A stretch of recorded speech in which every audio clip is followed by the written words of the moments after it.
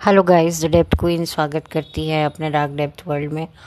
और आज मैं बात करूंगी दीपशिखा नागपाल के बारे में और दीपशिखा नागपाल की सेकंड मैरिज के बारे में। सबसे पहले तो मैं बता दूं कि दीपशिखा नागपाल फिल्म टेलीविज़न जगत की जानी मानी हस्ती हैं। इन्होंने शादी के बाद, एक बच्ची होने के बाद, एक ब्यूटी पैजेंट जीता है। जी हाँ, ये जो ब्यूटी पैजेंट था ये स्पेशली मैरिड विमेंस के लिए था और इसमें दीपशिखा ने पार्टिसिपेट किया था। और उनके साथ थी तनाज़ करीम, जिन्हें आज आप तनाज़ ईरानी के नाम से जानते हैं, जो ढलनाज़ ईरानी के छोटे भाई बख्तियार ईरानी की अब ये पत्नी है। उस वक्त ये किसी और से मैरिड थी तनाज़, तो इनका नाम तनाज़ करीम था और उनसे उनकी एक ही बेटी थी। तो उन्होंने भी इस ब्यूटी पैजेंट में हिस्सा लिया था और दीपशिखा काफ़ी आगे तक गई थी और शायद ये कंपटीशन जीती थी। मैं थोड़ी सी कंफ्यूज हूँ क्योंकि थोड़ा सा मुझे याद नहीं है।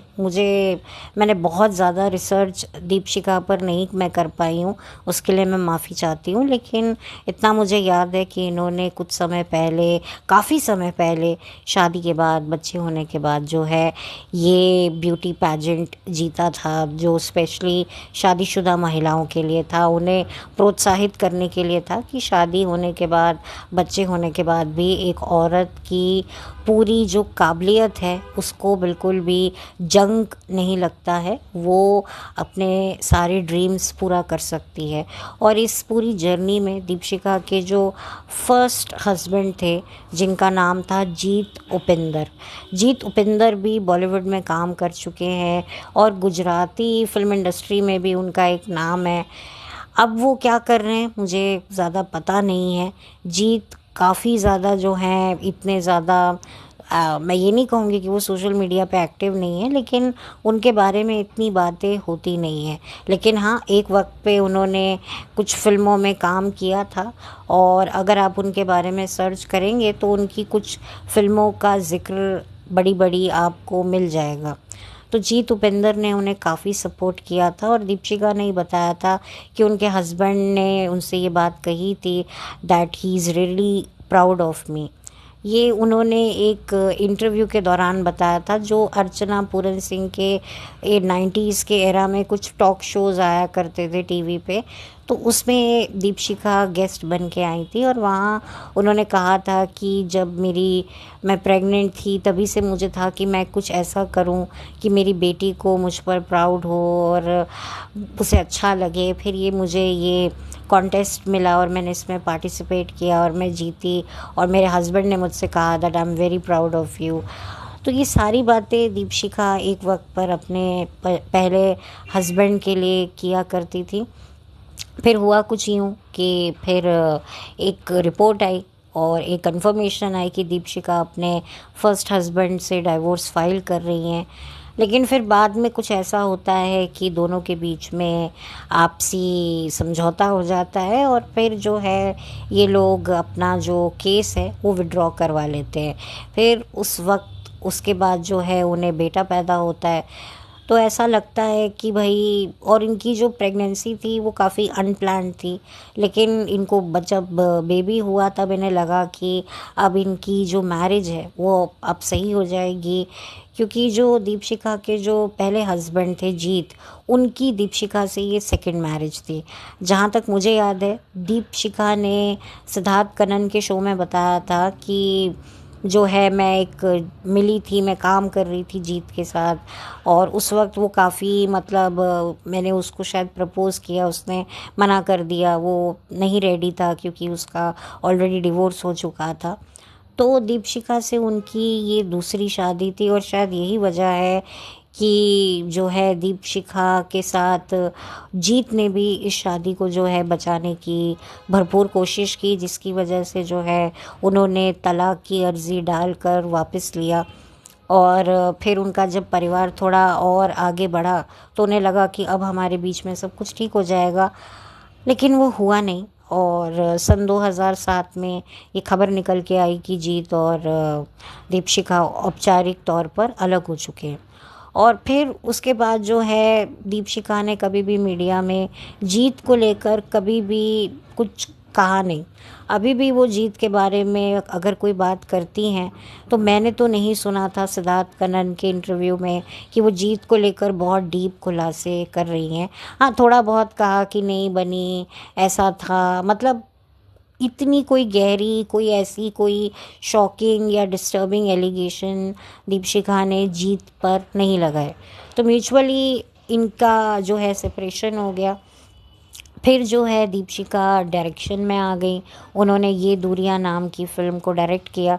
मैंने ये फ़िल्म नहीं देखी, लेकिन कहा जाता है कि इसकी कहानी भी एक तलाकशुदा सिंगल मदर की है जिसकी ज़िंदगी में एक पुरुष आता है और वो उसके साथ अपनी ज़िंदगी की एक नई पारी खेले नहीं खेले, इसी को लेकर कहानी होती है।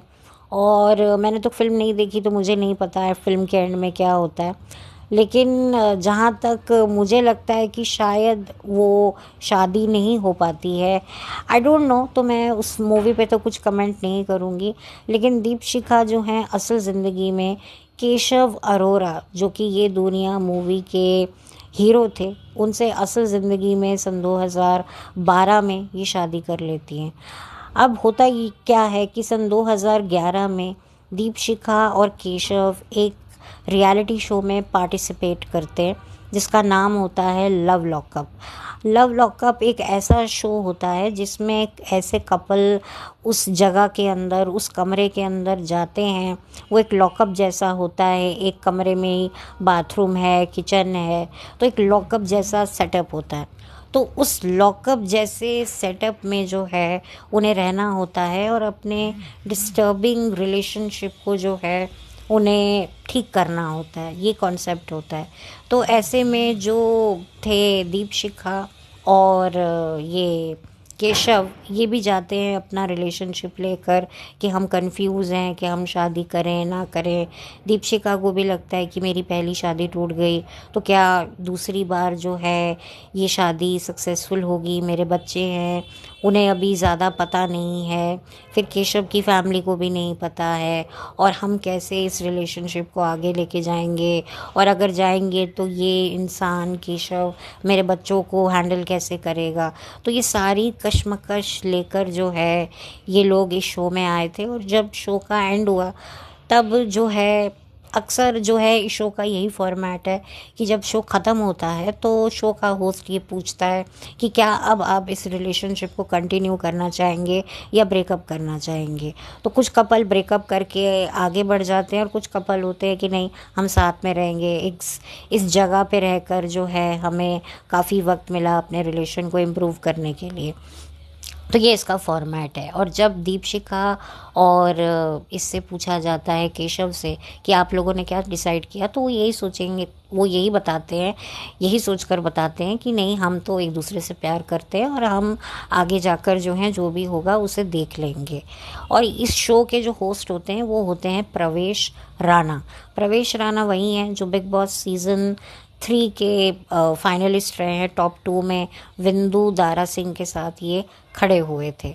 वो बात अलग है कि जीते विंदु थे, लेकिन ये टॉप 2 में थे। तो उन्होंने ये शो होस्ट किया था। तो अब ये शो जब आता है, ऑन एयर होता है, तो मीडिया में खलबली मच जाती है कि दीपशिखा नागपाल इस लड़के को डेट कर रही हैं जो एज में छोटे हैं और करियर में बिल्कुल भी उनका कोई अभी तक कोई स्टैंड नहीं है। और दीपशिखा भी इस शो के माध्यम से पब्लिक को ये बताना चाहती थी कि ये शख्स जो है ये मेरे काम की वजह से मेरे साथ नहीं है, बल्कि मुझसे प्यार करता है और मैं भी इससे प्यार करती हूँ, इस वजह से मैं इसके साथ हूँ। क्योंकि शो में उन्होंने खुद ही ये बात उठाई हुई होती है कि मुझे डर लगता है कि कोई मेरा इस्तेमाल तो नहीं कर रहा। लेकिन at the end of the day वही होता है जो सोसाइटी सोचती है। कभी कभी क्या होता है, सोसाइटी सही होती है और आप गलत होते हो। मैं ये नहीं कहती कि सोसाइटी हर बार सही होती है, लेकिन एक सच ये भी है कि जो सोसाइटी है वो कई बार गलत भी नहीं होती। और ऐसे रिश्तों में, ऐसे बेमेल रिश्तों में ज़्यादातर सोसाइटी ही जीतती है, और यही हुआ। और आज आप देख सकते हैं कि केशव और दीपशिखा शादी के बाद कुछ वक्त साथ रहने के बाद तलाक लिया, और बड़ी बुरे तरीके से लिया। एक दूसरे पर एलिगेशंस लगाए। तलाक लेने के बाद फिर ये लोगों का पैचअप हुआ और फिर से ये लोग साथ में रहने लगे, और फिर उसके बाद इनका पैचअप हो गया। इनफैक्ट इनको बहुत ज़्यादा जो है, इनके जो रिलेशनशिप की जो टॉक्सिसिटी है वो बहुत ज़्यादा डिस्टर्बिंग मुझे लगी। कि मतलब दीपशिखा ने केशव के अगेंस्ट पुलिस कंप्लेंट भी करवाई थी, फिर केशव ने भी बहुत एलिगेशन लगाए करियर को लेकर। इनफैक्ट दीपशिखा ने केशव के साथ नच बलिए के एक सीज़न में भी पार्टिसिपेट किया था, जहाँ पर ये दिखाने की कोशिश की थी कि दीपिका कह रही हूँ, सॉरी, दीपशिखा की ज़िंदगी में कितना अंधेरा था और केशव के आने से उसकी ज़िंदगी में उजाला ही उजाला है। मेरे बच्चों को जो है एक पिता का प्यार मिल रहा है, सब कुछ कितना नॉर्मल है, सब कुछ कितना अच्छा है। लेकिन फिर बाद में जब शो ख़त्म होता है और कुछ वक्त बाद जो है ये सच्चाई निकल के आती है, और फिर ये भी कहा जाता है कि केशव उनसे कुछ पैसे की डिमांड कर रहे हैं, जिसकी वजह से उन्होंने कहा है कि मैं कहाँ से जो है पैसा लाऊंगी। उन्होंने मिलकर एक रियलिटी शो किया था, उसमें से उन्होंने पैसे अर्न किए थे। अब वो रियलिटी शो नच बलिए था या लव लॉकअप था, मुझे नहीं पता, क्योंकि मुझे अब समझ में आ रहा है कि इस तरह के जो शोज़ में जो कंटेस्टेंट आते हैं, ख़ास तौर पे जो सेलिब्रिटी कंटेस्टेंट आते हैं, वो उनको अच्छा खासा एक अमाउंट मिलता है। और उस वक्त जो दौर था वो बिग बॉस के फॉर्मेट को कॉपी करके कई रियलिटी शोज़ काफ़ी ज़्यादा वो कमा रहे थे, अटेंशन कमा रहे थे। तो यहाँ भी यही था कि लॉकअप में एक कमरे में रहना है एक ऐसे कपल को जिनके बीच में प्रॉब्लम्स हैं। तो क्या होता है, कभी कभी काफ़ी उसमें कुछ सेंसेशनल फुटेजेस भी दिखती थी। अब आप समझ जाइए कि मैं कहाँ बात कर रही हूँ। हालांकि वो ब्लर कर देते थे, लेकिन वो ब्लर में भी पता तो चल रहा है कि भाई दो कपल हैं, तो अब आप समझ जाइए। तो इतना मतलब हम लोगों ने देखा है टीवी पर, क्योंकि पहले टीवी ही सब कुछ हुआ करता था। अब सब सब कुछ टीवी हुआ करता था, रियलिटी शो, टेलीविज़न के सीरियल, यही हम लोगों की ज़िंदगी हुआ करती थी। तो इसमें जो भी घटता था वो हमें सच्चा लगता था। वो बात अलग है कि आज हमें 10 बातें खुद को सुनाने का मन करता है कि हम कितने बड़े चू चा चे थे कि हम ऐसी चीज़ों में फंस जाते थे। अब कोई हमें फंसा के दिखा है, इसीलिए तो अब हम पॉडकास्टर बन के बैठे हैं। यही सब तो देख देख कर हम पॉडकास्टर बने हैं। इतना सारा एक्सपीरियंस, अनुभव का निचोड़ लेकर हम पॉडकास्टर बने हैं। तो वही एक्सपीरियंस आप लोगों के साथ हम इस्तेमाल कर रहे हैं। अब वही है कि भाई जो हमने गलतियां की हैं वो गलतियां आप लोग ना करें, लेकिन खैर वो एक अलग बात है। तो दीपशिखा ने ये जताने की कोशिश की कि केशव बहुत अच्छा है, बहुत अच्छा है, लेकिन शादी के कुछ वक्त बाद ही दीपशिखा के सारे स्टेटमेंट चेंज हो गए। दीपशिखा ने इतना कोसा केशव को, और केशव ने भी दीपशिखा पर आरोप प्रत्यारोप लगाए। और फिलहाल अब हम क्या कह सकते हैं, कौन सच्चा कौन झूठा, ये तो देखिए पता लगाना बहुत मुश्किल है। जिसकी सुनो वो सच्चा लगता है, टू बी वेरी ऑनेस्टली, क्योंकि कन्विंसिंग लगता है। और अब तो क्या है कि पहले तो लोग सिर्फ एक पक्ष की बात को सुनकर फैसला सुना लेते थे, लेकिन अब थोड़ी ये बात ये हो गई है कि दूसरे पक्ष को भी सुना जाता है, भले ही वो पक्ष कमज़ोर क्यों ना हो। तो ये एक अच्छी बात ज़रूर हो गई है। और जहाँ तक मुझे ऐसा लगता है कि बहुत ज़्यादा पोजेसिवनेस और एक्सपेक्टेशन और डिमांड और एक हाई प्रोफाइल लाइफ, बहुत सारी चीज़ों ने इनके रिलेशनशिप को ख़राब किया। और वही वाली बात होती है कि आप कितना भी कह लो कि नहीं इमोशन है, कोई ऐसा कोई पर्सनल एजेंडा नहीं है, लेकिन मैं यहाँ मानती हूँ कि भाई आपको अपना करियर बनाना है। तो लोग, कितने ऐसे लोग आते हैं छोटे बड़े शहरों से जो मतलब एक्टर बनना चाहते हैं, एक्ट्रेस बनना चाहते हैं। उनमें से कितने लोगों को हम जान पाते हैं, यहाँ पर तो केशव अरोड़ा एकदम से उन्हें एक फ़िल्म मिलती है और जो डायरेक्टर हैं उन्हीं के साथ उनका अफेयर हो जाता है, फिर उन्हीं के साथ उनकी शादी हो जाती है। तो दीपशिखा खुद एक बहुत इन्फ्लुएंशियल पर्सनालिटी हैं, बड़े बड़े एक्टर्स के साथ वो काम कर चुकी हैं। तो जाहिर सी बात है, जब इतनी बड़ी हस्ती किसी के साथ शादी करती है तो उसके पार्टनर को भी एक लाइमलाइट मिलती है, तवज्जो मिलती है। वो जहाँ भी जाती है अपने पार्टनर को लेकर जाती है, हर कोई उसे देखता है, जानता है। तो एक ये भी एक रीज़न होता है। देखिए, प्यार मोहब्बत तो हो ही जाता है अगर इंसान अपना फ़ायदा सोचता है। हर इंसान को जल्द से जल्द दौलतमंद और अमीर और एक मशहूर इंसान बनना है। और मुंबई जैसी नगरी में जहाँ पर इतनी महंगाई है, वहाँ पर सरवाइव करने के लिए आपको बहुत सारे पैसे चाहिए। तो फिर इंसान ये सोचता है कि यार मेरी शक्ल सूरत अच्छी है, तो क्यों ना मैं एक ऐसी महिला को अपने बस में करूं जो ऐसी सिचुएशन में हो, जो मैं उस सिचुएशन को अपने फेवर में ले सकूं। और जो डिवोर्सी औरतें होती हैं या ऐसी औरतें होती हैं जो सिंगल हैं, बड़ी उम्र की हैं, अकेली हैं, सब कुछ अकेले मैनेज कर रही हैं। देखिए, औरतें कितना भी बोल ले कि भाई हमें अपनी रोज़ी रोटी का खुद ही इंतज़ाम करना है, भले ही आप मैरिड हो नहीं हो, आपको खुद कमाना है। आपको अगर महंगे ड्रेसेस लेने हैं, महंगा पर्स लेना है, तो आपको खुद काम करना होगा। पति के पैसों पे आप क्यों डिपेंड रहते हो? लेकिन एक टाइम पर ना, चलो पैसे से ना सही, लेकिन इमोशनल सपोर्ट तो हर औरत को चाहिए एक टाइम पे। ख़ास तौर पे बहुत कम ऐसी औरतें हैं मैंने देखी हैं जो इतनी सक्षम होती हैं कि उनको इमोशनली भी ज़रूरत नहीं पड़ती। लेकिन ज़्यादातर औरतें इमोशनली काफ़ी वीक हो जाती हैं जैसे जैसे उनकी एज बढ़ती है। जब आपकी एज बढ़ती है तब आप इनसिक्योर होना शुरू कर देते हो। जैसे बड़ी उम्र के मर्द इनसिक्योर होना शुरू कर देते हैं। ठीक है, औरतें बाहर से बिल्कुल एकदम केयर फ्री लाइफ जीती ज़रूर है, लेकिन अगर वो सिंगल हैं तो उनको लगता है यार काश हमें भी कोई मिलता।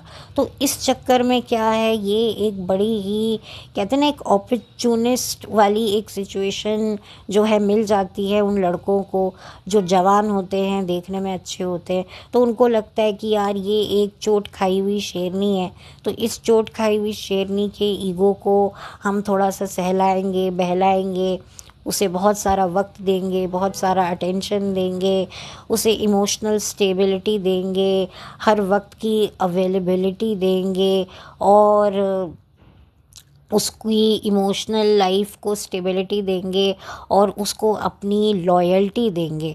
क्योंकि हर औरत जब एक पोजीशन पे होती है तो वो ट्रस्ट नहीं कर पाती है किसी पर भी इजीली। तो उस आदमी को, उस औरत कि उस चीज़ को उसका दिल जीतने के लिए सबसे पहले उसको अपनी लॉयल्टी दिखानी होती है कि मैं एक लॉयल मर्द हूँ, मैं वन वुमन मैन हूँ।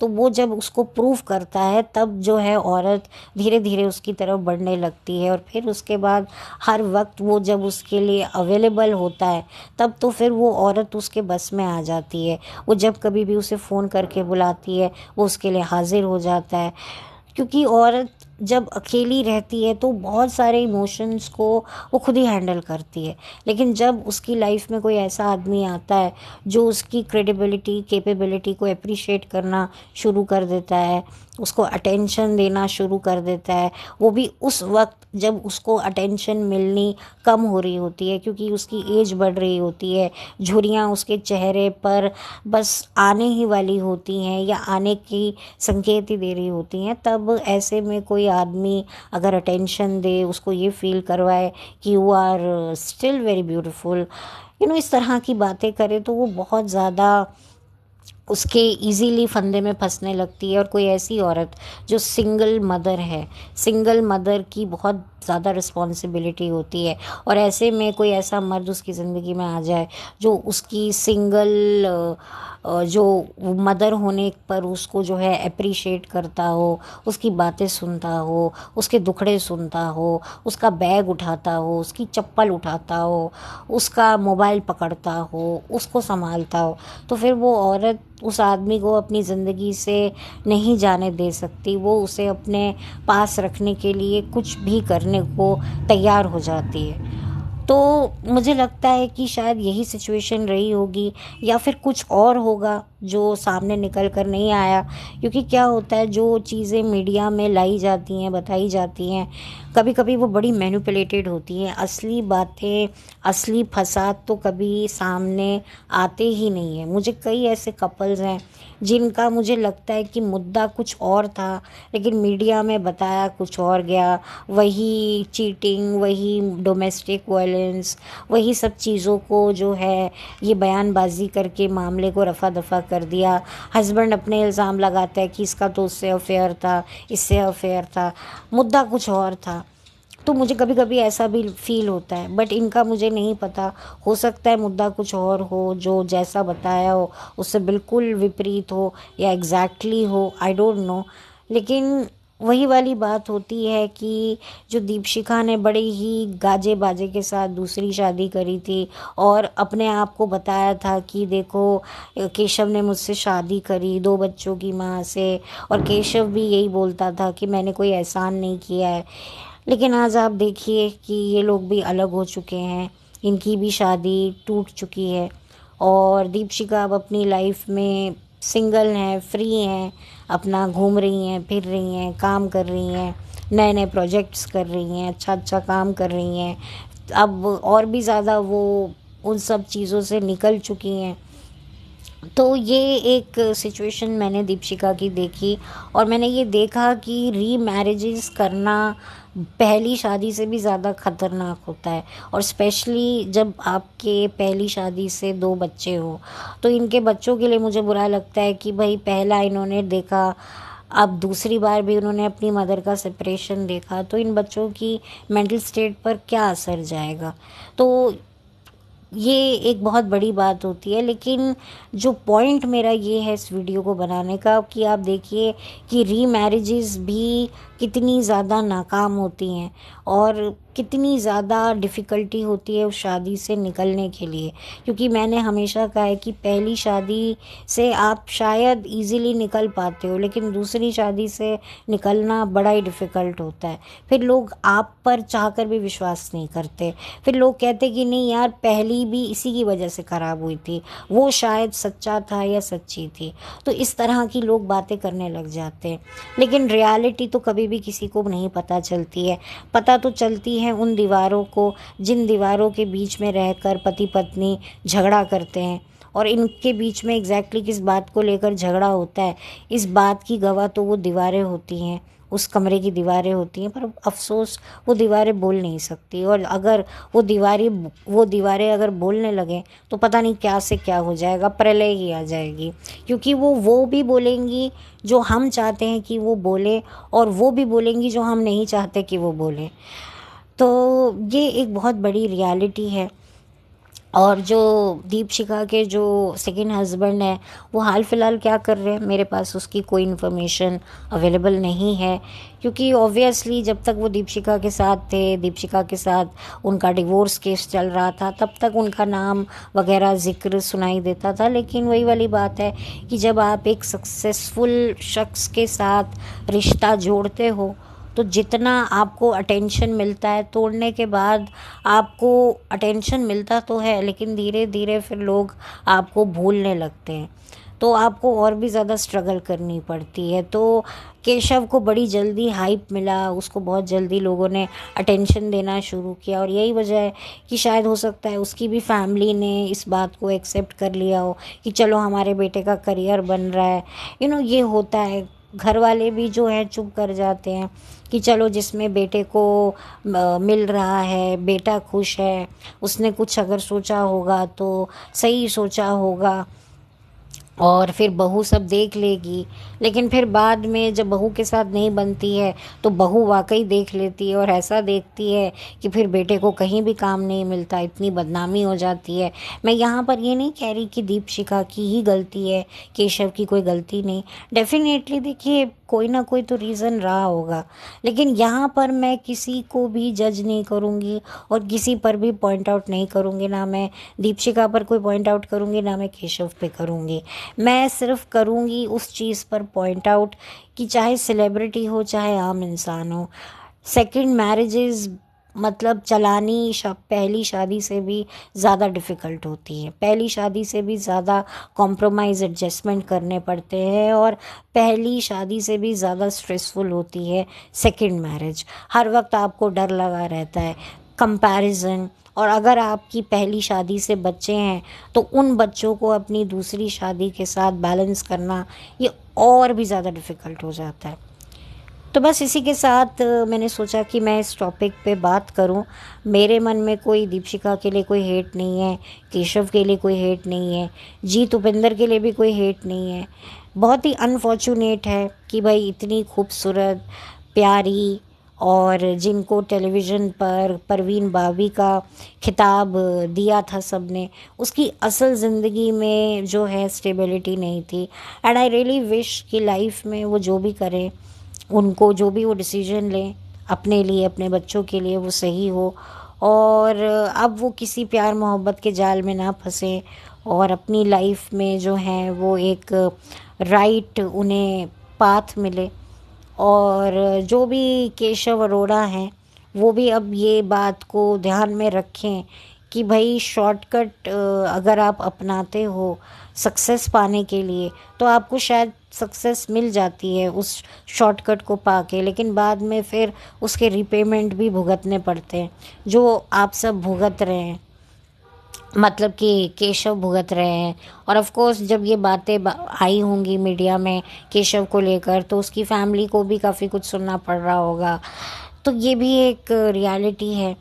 तो एक सक्सेसफुल पार्टनर के साथ शादी करने के जितने फ़ायदे होते हैं उतने नुकसान भी होते हैं। मैंने इस पर राखी सावंत और उनके बॉयफ्रेंड के ऊपर भी मैंने वीडियो बनाया था, क्योंकि जब कोई सक्सेसफुल पार्टनर शख्स अगर अपने अनसक्सेसफुल पार्टनर की जैसे इमेज बनाता है, पब्लिक उसे वैसे ही विजन से देखती है और उसे जज करती है, चाहे वो पॉजिटिव हो चाहे वो नेगेटिव हो। और यही वजह है कि बहुत सारे कपल्स जो हैं, जो काफ़ी पॉपुलर हैं सोशल मीडिया पर, फिल्मों में, वो इसी वजह से डिवोर्स नहीं ले पाते हैं।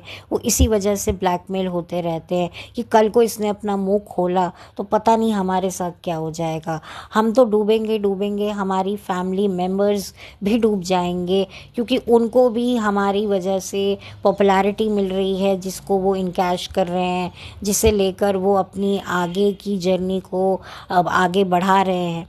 तो इस वजह से भी जो है काफ़ी प्रॉब्लम्स फेस करनी पड़ती हैं। इसी वजह से वही कहते हैं ना, समझौते पर उनके रिश्ते चल रहे हैं, और इसी समझौते की वजह से जो है वो मिलके साथ में कमा रहे हैं, वो भी कमा रहे हैं, उनकी दूसरी फैमिली मेम्बर्स भी कमा रहे हैं।